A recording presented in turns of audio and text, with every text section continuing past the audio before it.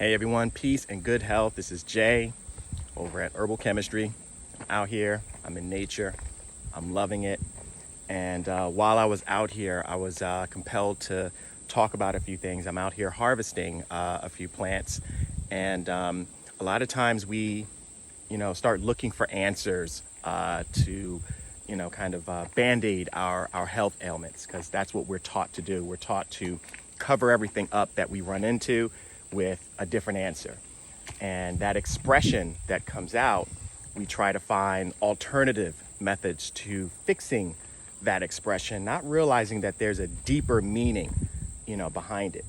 And when it comes to finding, these different plant sources that function similar to, sometimes in some cases stronger than or more effectively than traditional Western medicine, we forget that there's a certain energetic process that occurs when we're out here and we're harvesting plants, or if you're just purchasing them offline.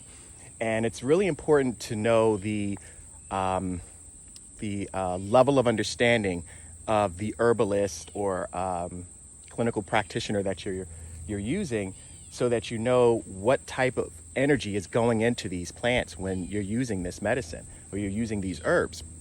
So for example, just in the process of choosing a plant, like right over here, we have this wonderful goldenrod, which I was harvesting. When you're looking at an herb like this, which we like to use for arthritis and pain, inflammation, anything to do with secondary symptoms that can come from Candidus albicans overgrowth, a plant like this can be very effective, very broad spectrum, especially in the fall season. And as beautiful of a plant it is, you want to make sure that the herbalist or whoever the practitioner is approaching a plant with love and intention.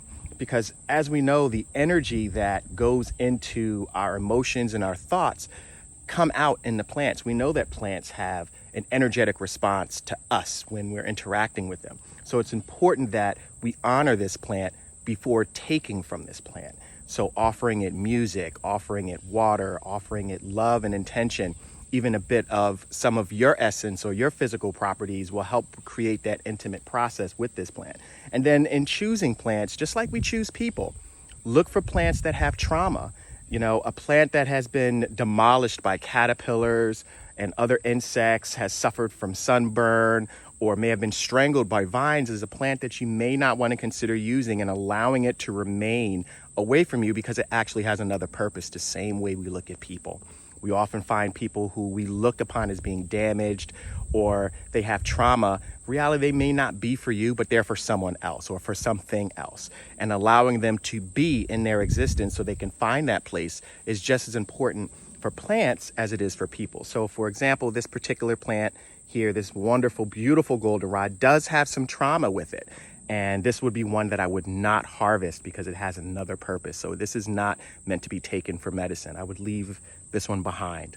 Okay, so just wanted to talk about how important it is to, identify and make sure that the right energy is being put forth. I guess this is probably what made me so critical when it comes to identifying herbalists. I could probably count about 6 in New Jersey that I really like. But it's really important to make sure that connection to the plants, to, giving pure essence back to, what we're trying to harvest, is what goes into the formulas and the medicine that you're trying to make.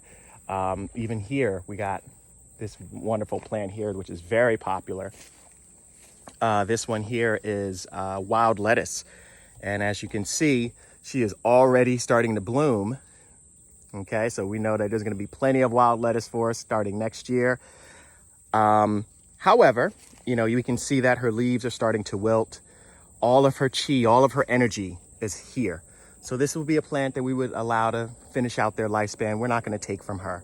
We're not going to harvest from this plant. This plant here is on its way. She's preparing to bloom. Okay, so all the energy is now in the seeds.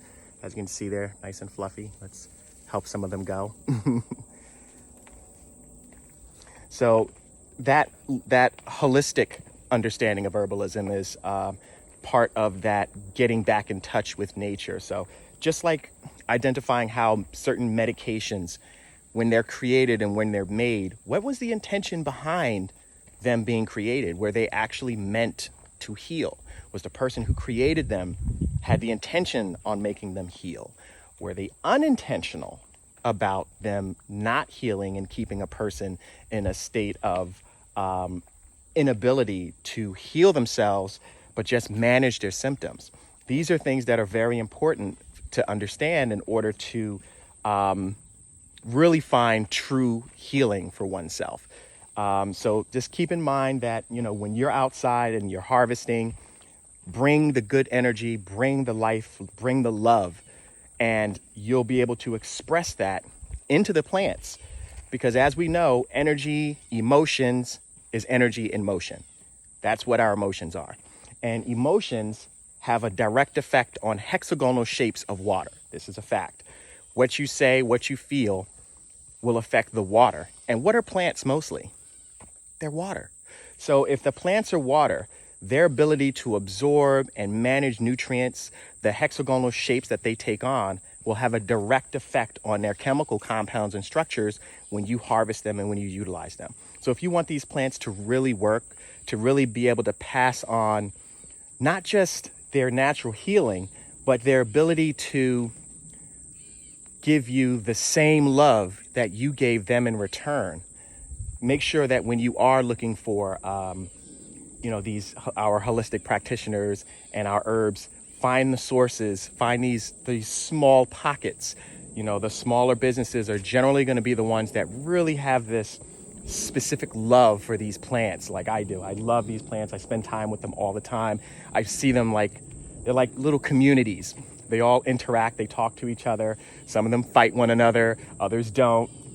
It's amazing how they all seem to have this similar patterns, that footprint that some of us would call God's footprint, because they're still following that spiral-like shape. So just wanted to do a quick shout out, one, to the plants, because I'm always out here taking selfies with plants. And two, I did want to give a big congratulations to our Summer 2 Detox group. We just completed 6 days of fasting. Absolutely amazing. Everyone did a phenomenal job. Weight was dropped, and that was only the side effect. The real goal was to help manage our symptoms. So we got a lot of people who were able to notice that some symptoms that they would normally experience was no longer there. And this is where we get to catapult ourselves further. Also, another big shout out to our up and coming fall detox, which will be starting on the 25th of October. So if you haven't already, sign on to our website. Our flyers will be going out soon. And then you can also sign up and register for our fall detox. This one is titled Mars versus Venus. So we're going to be diving really deep on managing hormones and understanding the truth behind industrial seed oils and all of the rabbit hole stuff that I'm going to be falling back into. So it's not going to be pretty, but we're going to get a lot of hard truth in that detox. I also want to note that we're going to have a great list of facilitators. We're going to have Gadavio from Awakening Warriors. Big shout out to Brick City Buddha, whom I was at the Sunday Peace in the Park.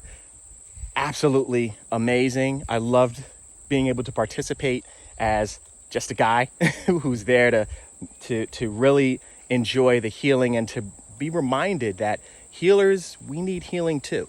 And we want to make sure that we tap into the expertise of our brother healers and our sister healers, because we all have specialties that works best for us. So just wanted to do a quick shout out there, and peace and good health, everyone. Like, share, and subscribe. I'll see you at the fall detox. This is going to be the big one out here, harvesting the goldenrod. That's going to be one of our candida controlling herbs during this detox, which is why it comes in the fall. It's there for a reason. It's there letting us know that I have what you need for this particular season to get you through, to prepare you for the winter. So now we're going to get prepared for the winter. Let's make sure that we plant the right seeds and we can harvest and reap the rewards from that. Peace and good health, everyone, and I'll talk to you soon. Bye-bye.